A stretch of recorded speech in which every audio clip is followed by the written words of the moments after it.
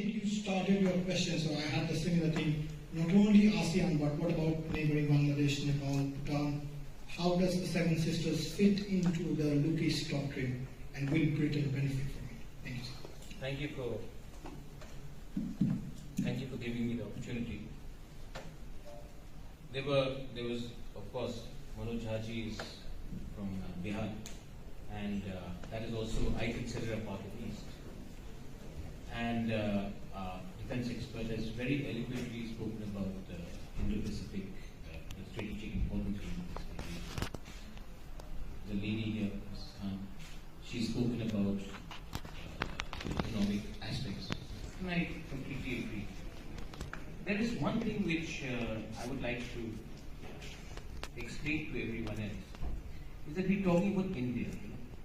India is just not a singular entity. India is not about, and when you come to London, we don't expect only to see the Britishers. We see different cultures, we taste different cuisine. But India is far bigger than that. So what works for you in, let's say, Hyderabad? I see a lot of people from Telangana here. What works for you in Hyderabad may not work with someone, this lady who's from Canton. There are different rules. What works in Uttar Pradesh need not work in Tamil Nadu. So one has to understand that what are you coming to India and dealing with? Does the future of India lie in big cities? I think they saturate. That's why we have a lady like Angela Rayner, who's from Stockholm, and she's probably projected as a leader for the future. We have our honorable former minister and someone I really look up to, Salman Khurshid, and he's from Karuka. So I don't think that the idea of India lives in the cities anymore. It did to simplify things, but no, I don't think so. Now here, let's look at it from a strategic point of view. I'll talk about politics later, because I need to also get back to that. We cannot forget our original profession. But let's talk about strategically. China is a threat. Everybody is saying China is a threat. Where is China a threat? In Uttar Pradesh. No. Is China a threat in Nepal? Absolutely. They are controlling the entire influence of China is there. The Chinese influence in Myanmar, which is just next to us. The China coming into Sikkim and the Finger area, taking in territories from Bhutan. China looking at influencing through Asian development banks in Bangladesh. China coming and taking over a port of Sri Lanka. China having a huge amount of influence and blocking India's entry into ASEAN countries. China will not defeat us through military. China will economically starve us. And what are we doing in the Eastern theatre? You know, England and India have a shared history. We talk about colonialism. I grew up in a school. I studied in a school which was Irish Brothers. You have a Welsh mission in Shillong where 80% of the children have been born. You have Loreto Convent. You go to Darjeeling, you see St. Paul's, Godhal's. The entire education system in the East was not done by the government of India. It was actually by the British. The health system in many parts of the East have been actually created by the missionaries who were also British. So to say that just because somebody in Madhya Pradesh is uncomfortable with the idea of British colonialism does not mean that it actually affects us in the Northeast. The Northeast thinks differently. We in the Northeast are actually asking for a separate time zone from the rest of India because we would like to go with the Assam tea time because the sun rises a lot earlier. So for productivity issues, we want a separate time zone. So to completely say that India is this, and because the national media's obsession, and Manoj, how we would the national media's obsession with what is happening in New Delhi, or what's happening in Mumbai, or what's happening in Bangalore, does not mean that a person from Bhagalpur, or a person from Tripura, or a person from Meghalaya or Mizoram have a lesser life. And the justification that I hear is, oh, but your population is so less. I'll give you an example. This election, can I have a mic? वो कहते हैं ना कि mic बंद करने से आवाज बंद नहीं होता, अमिताभ बच्चन ने कहते. So the entire obsession. So I'll give you an example of the recent election which happened in Goa. Goa's population is smaller than that of Manipur, but all the national TVs were in Goa. They have lesser amount of legislative seats, but they were all in Goa, and they cover Goa more than Manipur. So it is not about population. It's about how connected you are with another part of India. I'm very happy that I'm sharing the stage here with Manoj Haji. My sister is married in Dumrao. We have a long history with Darbhanga. And we've actually, there was a time when everybody said, oh, Bihar, Gunda Raj. Arey, wo to Bihari. You know how much it does to hurt the conscience of an individual in that area? So I would urge Britain, England, you have a deep connection with our part of the world. And kindly do not ignore that. When you talk about trade need not be only manufacturing jets.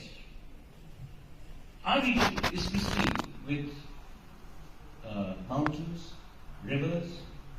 Why don't you look at tourism?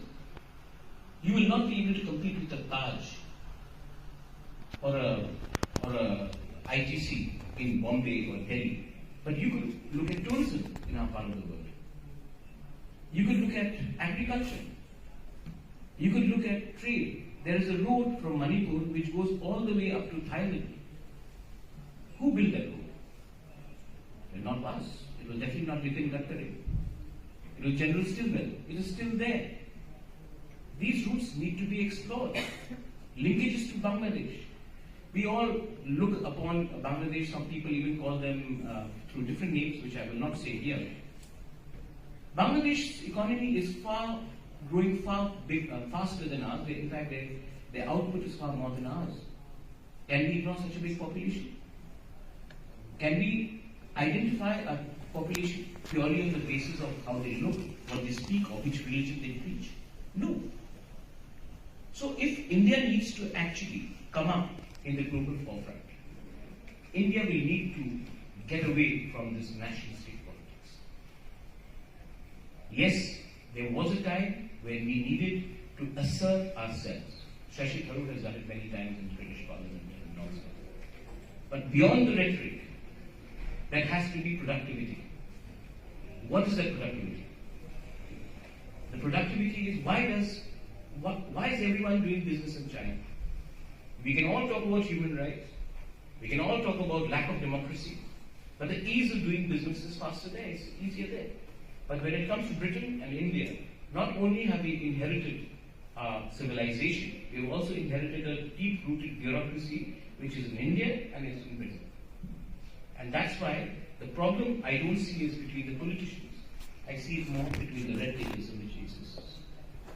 Coming back to our region, now coming back to what Manoj Haji was saying, of course we need people-to-people contact. Of course we need to have a dialogue. We have inherited a constitution which is completely, more or less from the British. We are communicating here today in English.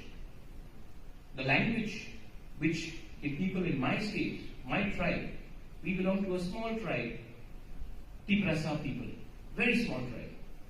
But let me proudly say that we lost 1,100 soldiers fighting shoulder to shoulder in Myanmar in the Second World War. And we fought along with the British against the Japanese. We did it because we believed in the idea of protecting our people and our land. The Battle of Kohima, the Battle of Imphal, these have happened and our people have seen and never did once. We are not ungrateful people, we remember that.